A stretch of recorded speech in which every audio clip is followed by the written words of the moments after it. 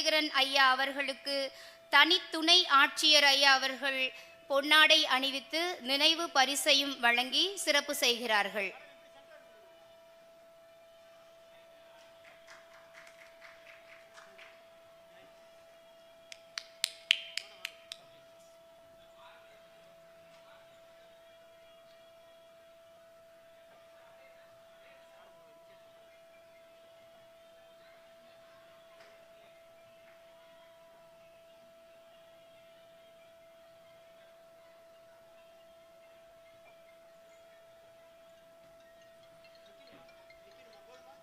பரிசினை வழங்கியவர்களுக்கும் பெற்றுக்கொண்டவருக்கும் மனமார்ந்த நன்றி.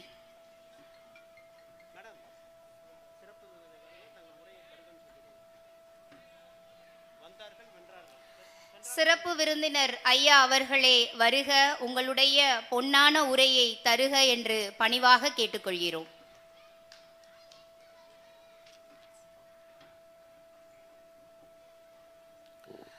எங்கள் வாழ்வும் சங்கே முழங்கு.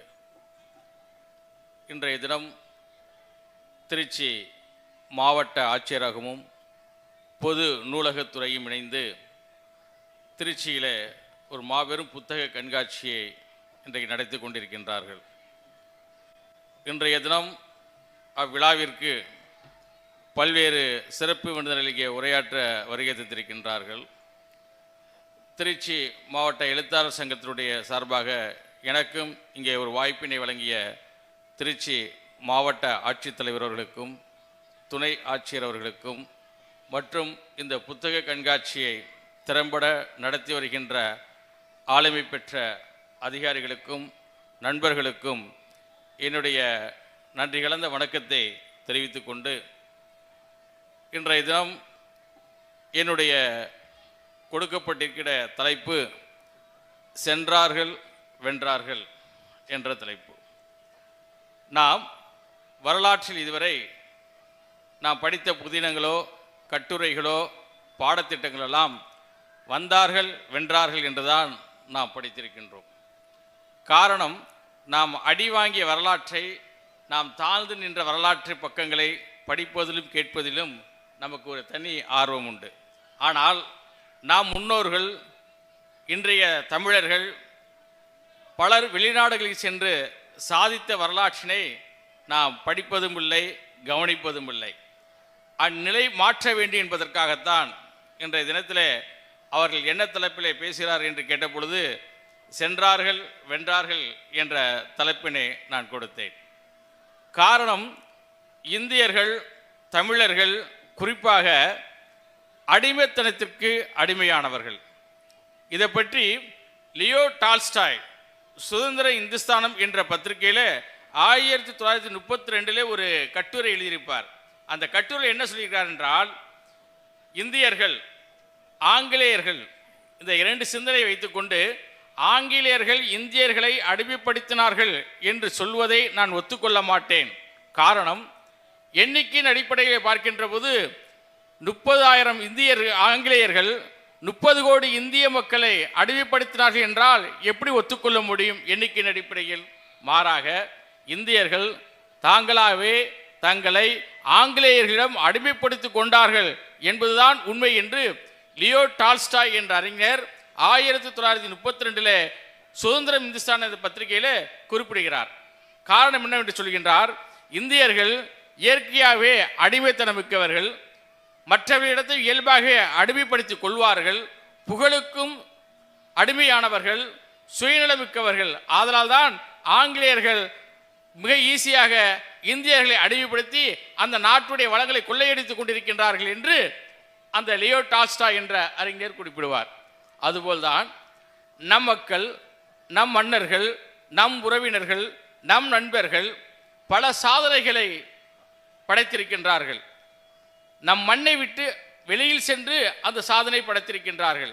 ஆனால் நாம் அவற்றையெல்லாம் இன்றைக்கு பெருமையாக பேசுவதோ அல்லது அது பாடத்திட்டத்தில் வைப்பதோ கிடையாது. நம்மை வீழ்த்தியவர்கள், நாம் எப்படி வீழ்ந்தோம், நம்மை எப்படியெல்லாம் அடிமைப்படுத்தினார்கள், நம்முடைய செல்வங்களை எப்படி கொள்ளையடித்து சென்றார்கள், இதையத்தான் இன்றைக்கு நாம் படித்துக் கொண்டிருக்கின்றோம். ஆனால் நம்முடைய முன்னோர்கள் மிகப்பெரிய ஒரு தீர்க்கதரிசியாக இருந்து பல அறிவியல் சிந்தனைகளுக்கெல்லாம் முன்னோடியாக இருந்திருக்கின்றார்கள். அதனை பற்றி ஒரு சிறிய குறிப்பு என்னவென்றால், முதலாவதாக கட்டுமானம். தஞ்சை பெரிய கோயில், மதுரை மீனாட்சி அம்மன் கோயில், திருவரங்கம் அரங்கநாதர் கோயில், அகிலாண்டேஸ்வரி கோயில் என்று பல கட்டுமானங்களுக்கு கற்றளி கோயில்கள் கோட்டையாக இன்றைக்கு நாம் பார்த்து கொண்டிருக்கின்றோம். இந்த கோட்டைகள் எப்படி கட்டப்பட்டிருக்கும்? சிவில் இன்ஜினியரிங், கட்டுமான தொழில்நுட்பவியல் தெரியாமலா இதையெல்லாம் கட்டியிருப்பார்கள்? அப்ப சிவில் இன்ஜினியரிங்ல 2000 ஆண்டுகளுக்கு மேலாக ஒரு பெருமை படைத்தவர்கள் யார்? நம்முடைய முன்னோர்கள். அது மட்டுமல்ல, மெரைன் இன்ஜினியரிங் தெரியாமலா சோழர்கள் கடல் கடந்து சென்றிருப்பார்கள்? தென்மேற்கு வடமேற்கு பயணக்காட்டு அடிப்படையாக கொண்டு வெறும் பாய்மர படகு மூலமாக நெல், மிளகு, அகில், சந்தனம் இவற்றையெல்லாம் கடல் கடந்து ஏற்றுமதி 2000 ஆண்டுகளாக நடந்திருக்கின்றது. இவர்கள் மெரைன் இன்ஜினியரிங் தெரியாமலா கடல் கடந்து வாணிபம் செய்திருப்பார்கள்? கெமிக்கல் இன்ஜினியரிங் தெரியாமலா ரசவாதம், மூலிகை வண்ணம் கண்டறிந்திருப்பார்கள்? எத்தனை தமிழர்கள் மூலிகை வண்ணங்களை தீட்டியிருக்கிறார்கள். இன்றைக்கு குடைவரை கோயில்களே அந்த மூலிகை பெயிண்டை நாம் பார்த்திருக்கின்றோமே. புதுக்கோட்டையில் கூட அந்த மூலிகை குகை கோயில் இருக்கிறது. இதுக்கெல்லாம் என்ன காரணம்? Chemical engineering. அப்ப தமிழர்கள் அன்றே கெமிக்கல் இன்ஜினியரிங் மிகப்பெரிய நிபுணத்துவம் பெற்றிருக்கின்றார்கள். ஏரோ டெக்னாலஜி தெரியாமலா நாம் கோள்களை ஆய்ந்திருக்கின்றோம். கோள்களை பற்றிய சாஸ்திரங்கள், செய்திகளை, தத்துவங்களை நாம் படித்திருக்கின்றோம். அப்ப ஏரோ டெக்னாலஜியில் மிகப்பெரிய புலமை பெற்றிருக்கின்றோம். ராமாயணத்தில் சொல்லுகின்றானே, ராவணன் சீதையை விமானத்தில் கடத்தி சென்றான் என்று. இதையும் நாம் அன்னைக்கு சாதித்திருக்கின்றோம். மேத்தமெட்டிக்ஸ் தெரியாமலா கணக்கதிகார் படைத்திருக்க முடியும்? ஜோதிடம், பஞ்சாங்கம், கணக்கியல், அளவு, துலால், எண், இப்படியெல்லாம் பல செய்திகளை நம்முடைய தமிழர்கள் படித்திருக்கிறார் என்றால் அவர்கள் மேத்தமெட்டிக்ஸில் மிகப்பெரிய ஒரு நாலேஜ் இருந்திருக்கின்றார்கள். எக்ஸ்ப்ளோசிவ் இன்ஜினியரிங் தெரியாமல குடவர்களை படிச்சிருக்க முடியும்? ராக்கெட் டெம்பிள் இருக்கு இல்லையா, மலையை குடைந்து குடவரைகளை அடைப்பித்திருக்கின்றோமே, இதற்கு எக்ஸ்ப்ளோசிவ் இன்ஜினியரிங் தெரியாமல் இருந்திருப்போமா? மெட்டல் இன்ஜினியரிங், ஆயுதங்கள், இரும்புகள், உபகரணங்கள், ஆபரணங்கள். இன்றைக்கு நம்ம கோயிலில் போய் பார்த்தீங்கன்னா அந்த சிலையில எத்தனை வகையான ஆபரணங்களை வைத்திருக்கின்றோம், அந்த சிலைக்கு எத்தனை ஆபரணங்களை அமைத்திருக்கின்றோம். அப்படி என்றால் ஆபரணங்கள் உற்பத்தியிலே, மெட்டல் இன்ஜினியரிங்கிலே நாம் மிகப்பெரிய சாதனை செய்திருக்கின்றோம். அது மட்டுமல்ல, அனட்டானமி தெரியாம சித்த மருத்துவம் செய்திருக்க முடியுமா? அனட்டானமி செய்யாமல் சித்த மருத்துவம் செய்திருக்க முடியுமா? 2000 ஆண்டுகளுக்கு முன்னாகவே கண்ணப்ப நாயனார் மூலிகை மூலமாக சிவனில் கண்ணிலிருந்து வருகின்ற இரத்தத்தை நிறுத்துவதற்காக முதலாவதாக ஒரு மூலிகை மருத்துவத்தை தானே மேற்கொள்கின்றார். அப்ப அனட்டானமிலே நாம் மிகப்பெரிய ஒரு ஆளுமை செய்திருக்கின்றோம். நியூராலஜி தெரியாமல் நாடி வைத்தியம் செய்திருக்க முடியுமா? அப்ப நாடி வைத்திய முறையிலும் சித்த வைத்திய முறையிலும் மிகப்பெரிய ஆளுமையை நாம் தமிழர்கள் செய்திருக்கின்றோம். சைக்காலஜி தெரியாமல், டெலிபதி தெரியாமல் செயல்படுத்தியிருக்க முடியுமா? அதிலேயே நாம் முன்னோடியாக இருந்திருக்கின்றோம். மாஸ்டர் ஆஃப் ஆர்ட்ஸ் இது தெரியாமல் தமிழ் இலக்கியங்கள், ஓவியங்கள் இவையெல்லாம் செய்திருக்க முடியுமா? பிசினஸ் அட்மினிஸ்ட்ரேஷன் தெரியாமல் கடல் கடந்து வாணிகம் செய்து, வரி நிர்வாகம் செய்து, கணக்கேடுகளை பராமரித்து, வாங்குதல் விற்றல் நடத்திருக்கின்றோமே. அப்ப பிசினஸ் அட்மினிஸ்ட்ரேஷன் இருந்திருக்கின்றோம். சார்ட்டர்ட் அக்கவுண்ட் தெரியாமலா வரிசையில் செய்திருப்போம்? அப்போது வரி வரிசையில் செய்திருக்கின்றோம். உரு பொருளும் ஒழுகு பொருளும் என்று திருக்குறளிலே குறிப்பிடப்பட்டிருக்கின்றது. இப்படியெல்லாம் பல சிந்தனைகளிலே நாம் முன்னோடியாக இருந்திருக்கின்றோம்.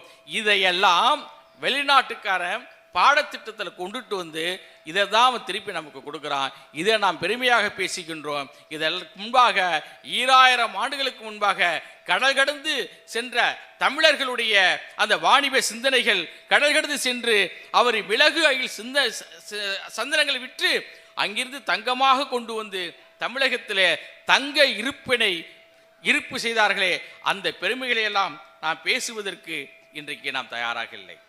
அது மட்டுமல்ல, இன்றைக்கு எகிப்தில் 2-3 ஒரு 28 தமிழ் பெயர்கள் அங்கே எகிப்து கல்லறை பிரமிடிலே நாம் எடுத்திருக்கின்றோம். அவையெல்லாம் தமிழ் பெயர்கள் என்று இன்றைக்கு தொல்லியல் அதிகாரிகள் அதை எகிப்து பிரமிடை ஆய்வு செய்து ஒரு கட்டுரை கொடுத்திருக்கிறார்கள். அதில் ஒரு 2 சொற்கள், அதை மட்டும் இந்த குறுகிய காலகட்டத்தில் உங்களுக்கு சொல்ல ஆசைப்படுகின்றேன். ஒன்று சிகை கொற்றன், மற்றொன்று சாத்தன். ஒரு 28 தமிழ் பெயர்கள் இருக்கின்றன.